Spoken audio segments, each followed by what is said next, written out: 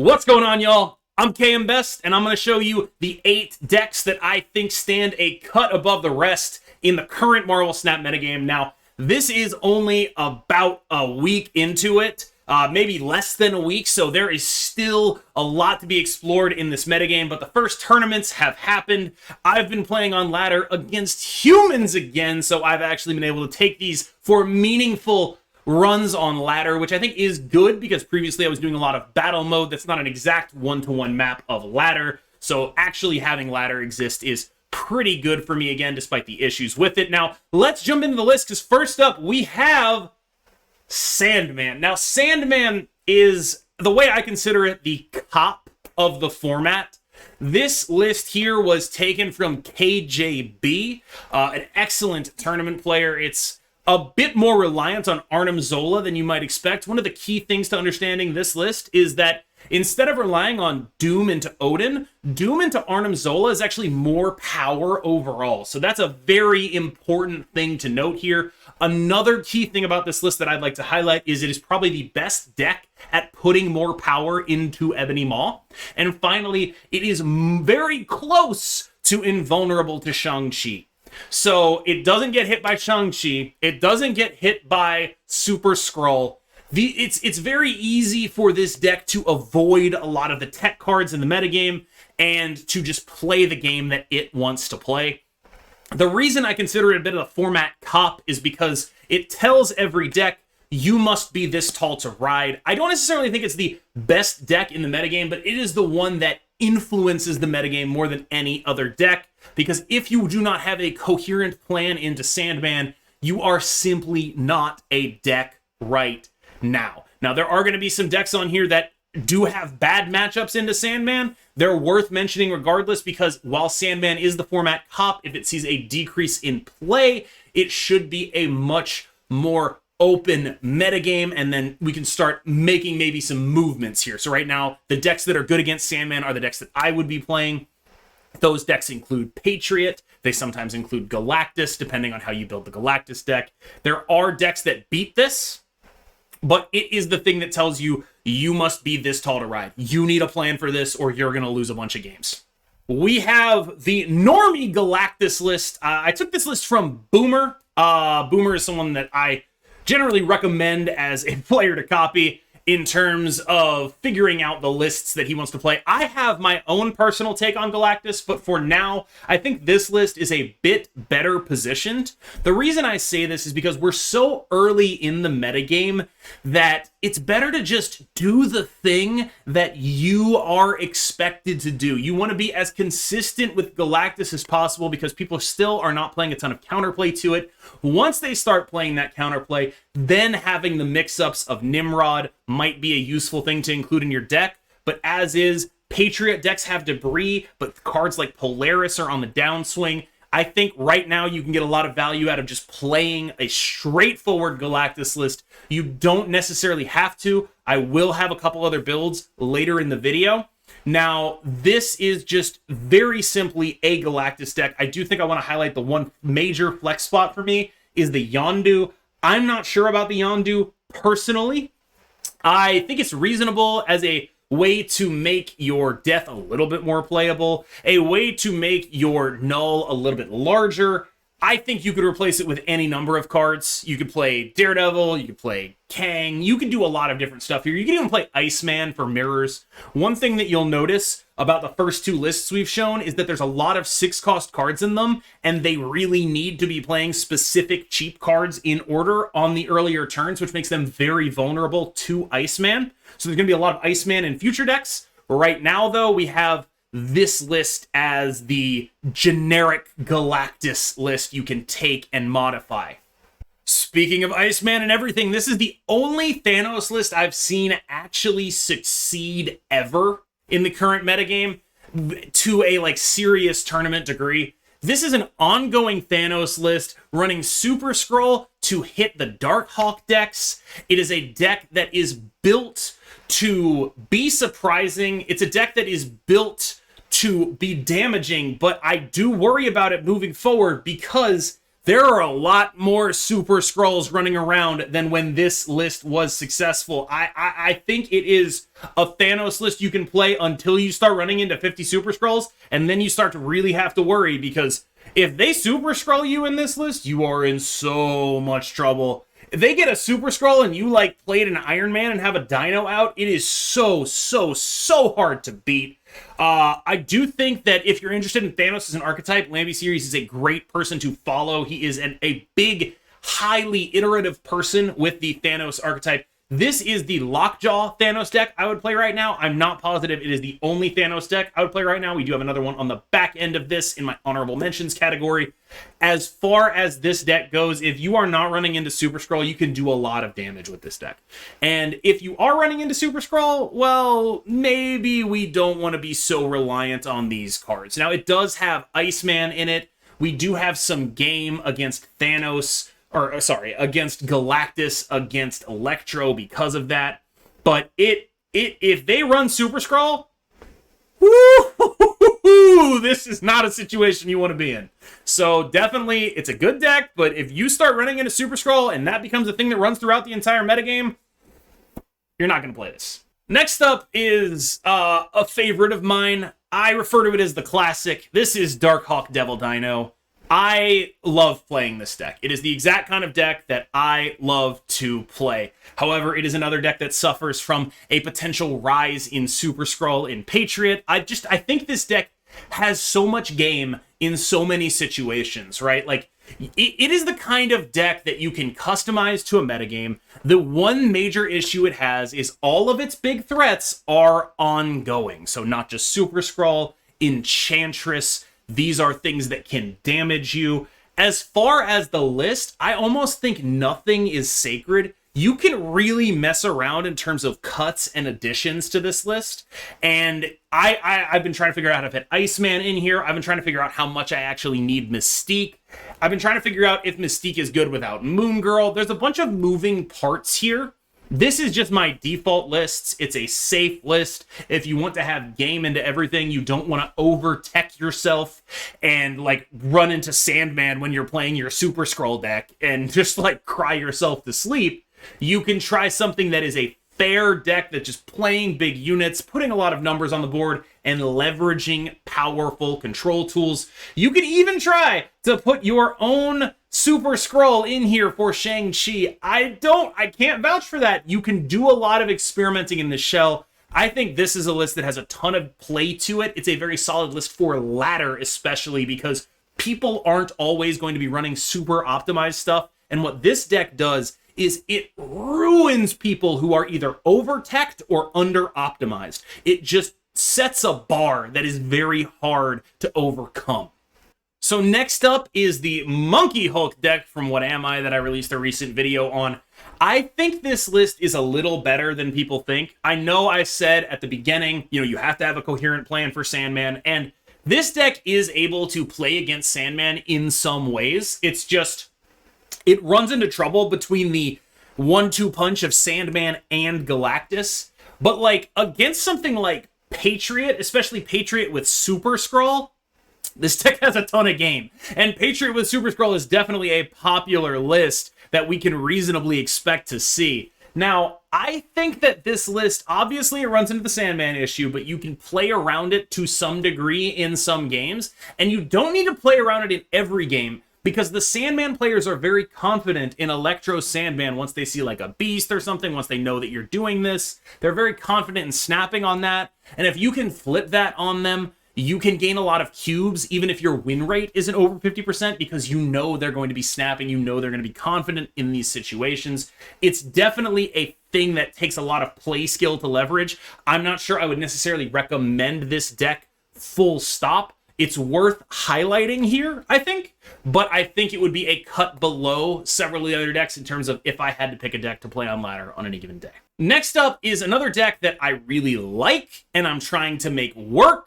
but I think generally it is being pushed from two different directions in an awkward way. This is Leader Wave, courtesy of Wobolos. I changed a couple things. He has a Chavez in there, and I put a Shang-Chi in there instead. Really, the Shang-Chi can just be whatever 4-cost or 3-cost tech card you really want to be playing here. Very simple, straightforward gameplay. He was running Jeff. I found Jeff to be just nothing. Jeff was just nothing for me. I do wonder about this list if leader is actually helping things very much right now. And I also wonder if like the Jeff Nightcrawler stuff he was doing is actually helping things very much right now. I have a different build of this list that I have been playing on the back end of this video, but I highlighted the default one here. So part of the thing I'm trying to do here is to show you this default build and then show you how I customized it to a metagame. So stick around for that. You'll be able to see what you can and can't change, things that are and are not cuttable in these lists, and just generally my thought process. So I hope you learned something from that. Now, as far as this list goes, I think it's like maybe a tier 2.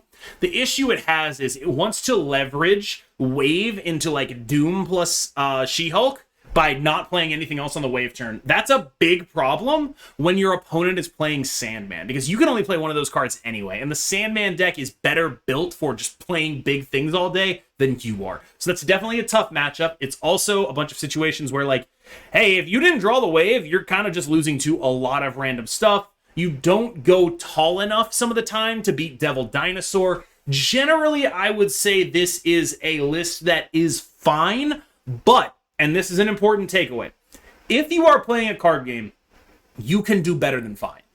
You need to find the broken thing that's gonna get nerfed, that people complain about, and play that. You can do better than fine. I don't think this is a bad list. I think it is a fine list, but I think you can do better.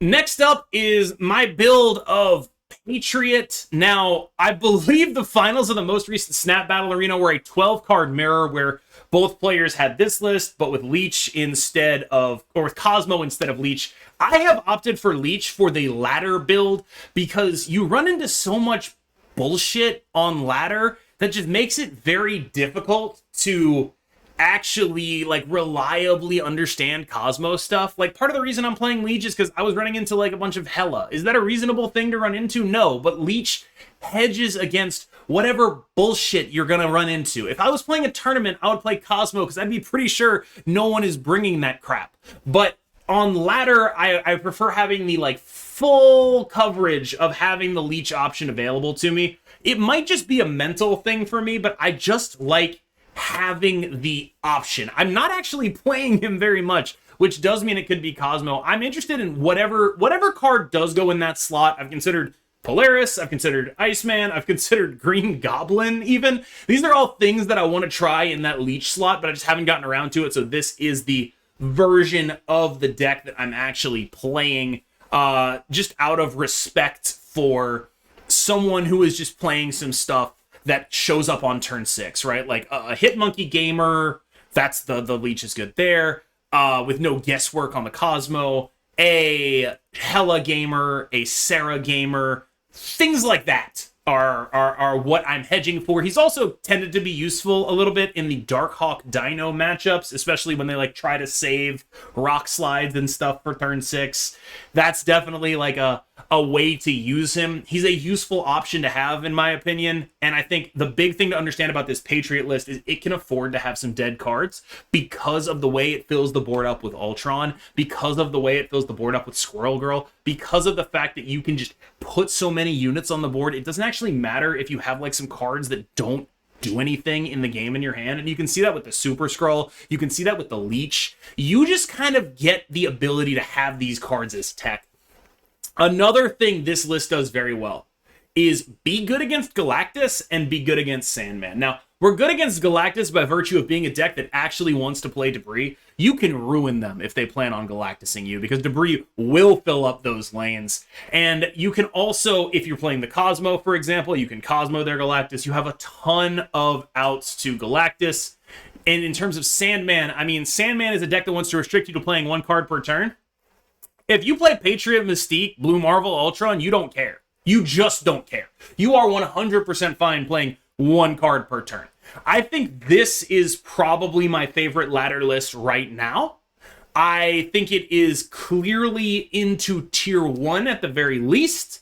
And I do think there are a couple alternate ways to build it, but this way is the way I would play it right now. Now, if the metagame changes, obviously you will have to change this list, because one of the strengths and weaknesses of Patriot is that you have these free spots to put whatever tech card you want in there, but you need to get it right.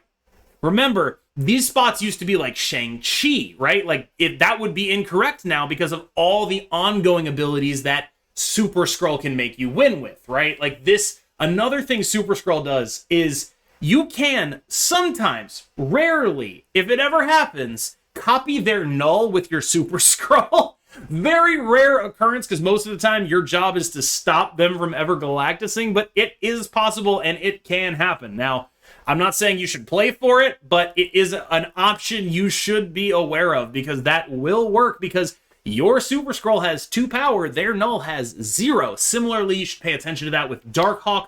Darkhawk, remember, has 0 power, so even if you put 1 rock in your deck, your Super Skrull will match their Darkhawk because of the 2 power that he starts with. Now, I don't know what you should do with the list. I would say the obvious flex slots are Super Skrull and Leech.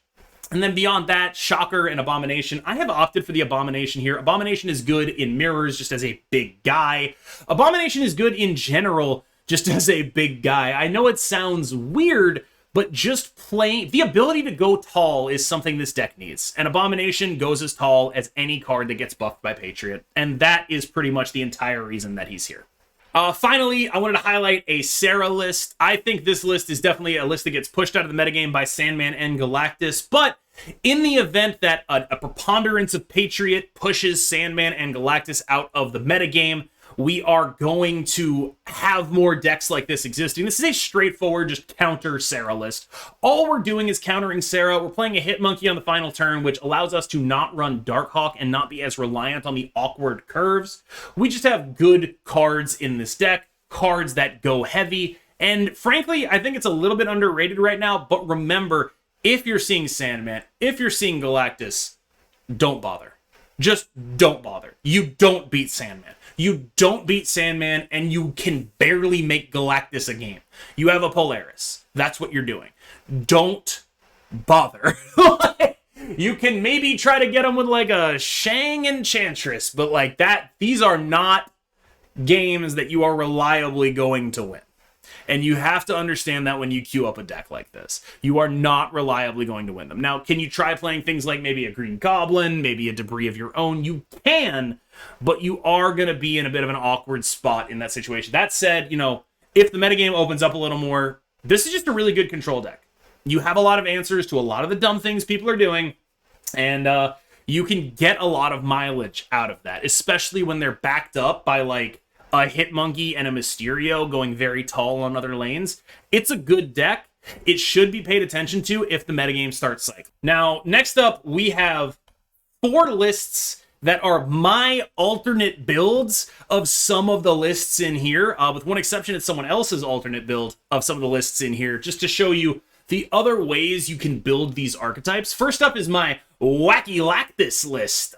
We have a very off-the-wall Galactus list here. I play Shuri and Nimrod, so I can play Galactus on turn 4, I can play Galactus on turn 5, I can play Galactus on turn 6, and the idea there is just the more Galactus mix-ups you have, the stronger you are. The less they know when you're playing Galactus, the better you are. Now, the issue you're going to run into is if they get a situation, A, where they're running Debris, or B, when one of their lanes is closed off and you can't play Galactus there, they can just slap a Cosmo down on a 50-50 and you're probably going to lose to it. Like, because you're putting another one of these lanes, like let's say you have a Sanctum Sanctorum and the other lane is your Electro lane, they can just slap a Cosmo in the lane you want to Galactus and you're just like, oh damn, I can't Galactus anything. So in games like that, you have things like Shuri into Destroyer, you have things like Taskmaster to copy the Destroyer. You are rarely able to do that, but they often try to like snipe the Galactus with their counters.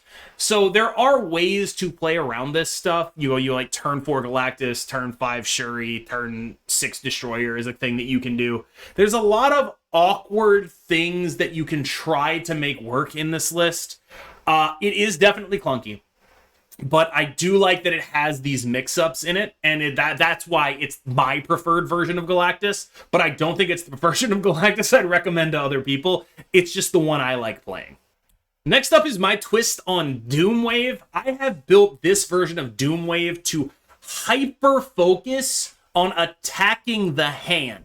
Now, the idea here is between Iceman, Korg, a Zabud Rock Slide, we might be able to prevent them from ever drawing the cards they need to go off. So like Galactus needs Electro, it needs Wave, it needs Galactus, it needs Null, it needs cards that you need specifically to go off. We have Black Widow to stop them drawing a card. We have Iceman to make their Electro more expensive or their Wave more expensive. We have Korg to make it less likely that they draw these cards. The whole concept here is that Sandman and Galactus are built for, I'm doing a specific thing and you are going to disrupt it, while also having a fine proactive game plan in other matchups in the form of Darkhawk and the Doom Wave combo. Go Wave, pass on Wave, floating 2 mana on 5, Doctor Doom, She-Hulk on 6, very strong in other matchups. This is my preferred build of Doomwave. I like it a ton. If I had to play one, I would play this, but I put the other one in there so you get an example of like, that's the default list, that's the KM list. Here's how you can adapt a list to the metagame. You'll notice a Super Scroll in here. I don't know if this list can afford to run Super Scroll. I think it might need all 12 cards to do something. I'm not 100% positive on it. It's in there out of deference to like Dino matchups, but it's a little iffy in here. This is by far the most specious Super Scroll include that I've made. If you want to change that, go nuts.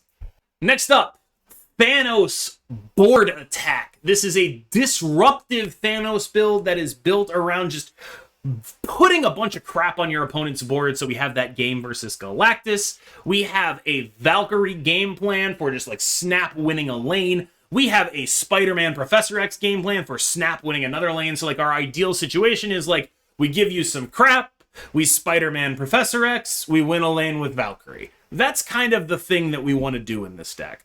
It is a little telegraphed. Better players will know what you're doing, and you will lose a little bit of cube equity. You go like Spider-Man, Professor X, you like snap. You have to snap really early. It sort of leaves you vulnerable to counterplay. It's definitely a list that lacks raw power, but has a lot of finesse. It's a solid Thanos list. If I wanted to play a non-Lockjaw Thanos list, I would start here and then modify outwards. Finally, we have what I like to call Ongoing Patriot. This was made by Comantus, a member of my community who took it to top 4 in the most recent Snap Battle Arena. Now, you might think that this list is pretty poor into the Super Scroll versions of Patriot, and you would be right, because it definitely is. But it does have these sort of odd mix-ups that give it a lot of power if your opponent is not expecting the thing to happen. That, like, for example, you can just go Iron Man Onslaught, that's 28 power. You can put your Onslaught on Patriots and Mystiques and go very big, and that requires you to play things like Brood, so you can actually get out on the board early. It requires you to play things like Cyclops, again, so you can get out on the board early. It's a very powerful deck that does have an outstanding weakness to Super Scroll. I have seen it beat the Super Scroll list. I don't think it reliably can, but it's very, very, very, very powerful in terms of raw power output. One thing that did occur to me while I was watching the gameplay of this versus the Super Scroll list is you really need to know how these interactions work. So, for example, if their Super Scroll is copying your Patriot and your Onslaught, that only counts as one Patriot. They get the Onslaught ability, but it doesn't apply to itself. So, on the other hand, if they put their Super Scroll copying your Onslaught and your Patriot in a lane with their other ongoing effects, the Onslaught will affect them. Just keep in mind, when they Super Scroll, it doesn't copy your Onslaught for the effects that it has, but it does for other things in the lane. It's effectively an Onslaught plus a Patriot. So that is sort of how you have to approach those matchups. Onslaught itself was very good in that context. So, like, for example, you would play an Onslaught, double your things, but if they were smart enough, they would just play their Super Scroll in the lane with their Patriot, and then their things would just go exponential, right? So it's a question of, are your opponents aware of how this works? Are they going to use it against you in these mirrors? That said, I think this is a very, very solid list to play. And I'm actually going to be having Comantus on in the future so he can run us through this list and we can learn everything we need to know about it. That is actually going to be it from me today. So I hope you enjoyed that rundown. That is 8 decks and then 4 alt versions of those decks. That's the longest tier list we've ever done, and it's all in one tier because it is too damn early for me to tell you what is definitively tier 1 and tier 2 without a clear definition for that stuff. That said, if I had to pick one deck to play right now, it would be Patriot. If I had to pick a second deck to play right now, I think this is a biased one. I'd play the Dino deck. I just love playing Dino decks. Now, let's see each other in the next one. Thank you so much. As always, I am KM Best. I will see you later.